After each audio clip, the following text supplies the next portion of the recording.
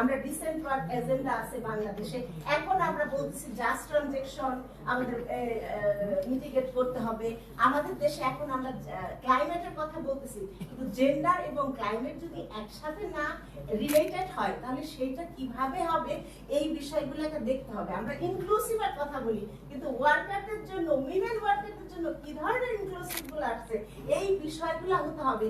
5ই August কিন্তু শুধু ছাত্ররা বা এই পলিটিশিয়ানরাও কিন্তু সবাই ছিলেন না, শ্রমজীবী মানুষরাই কিন্তু যখন ইন্ডাস্ট্রিয়াল বেল্টের আন্দোলনগুলোতে ছিল সেইগুলোও কিন্তু সেইখানে ওইভাবে হয়নি। তা আমাদের কথা হলো যে আমাদের যদি ভোটের অধিকার থাকে, আমি যদি মানুষ হিসাবে দেশের অর্থনীতিতে ভূমিকা রাখবো, তাহলে কেন আমি পিছনের সারিতে থাকবো, কেন আমি ক্ষুধার্ত থাকবো, কেন আমি ক্ষুধামুক্ত?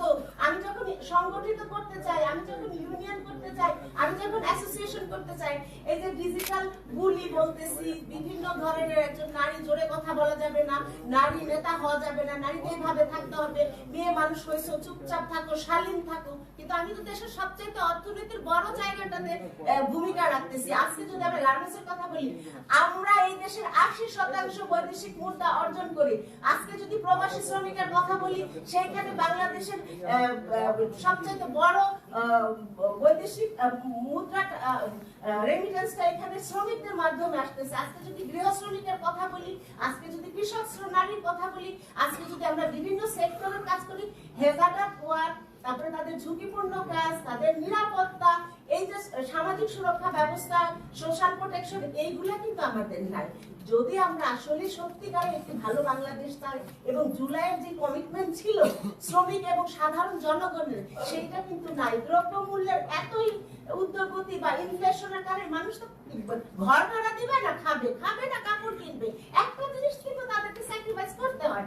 এখন যেহেতু ওয়ার্কাররা রাস্তায় ঘুমাইতে পারবে না, কাপড় ছাড়া থাকতে পারবে না, এই জন্য হয়তো তারা বাড়িতে থাকে, কাপড় পরে, কিন্তু তাদের খাবার নাই, তাদের শিক্ষা নাই, তাদের কোনো ভালো পরিবেশ নাই, এবং প্রতিনিয়ত 14-15 ঘন্টা কাজ করতেছে।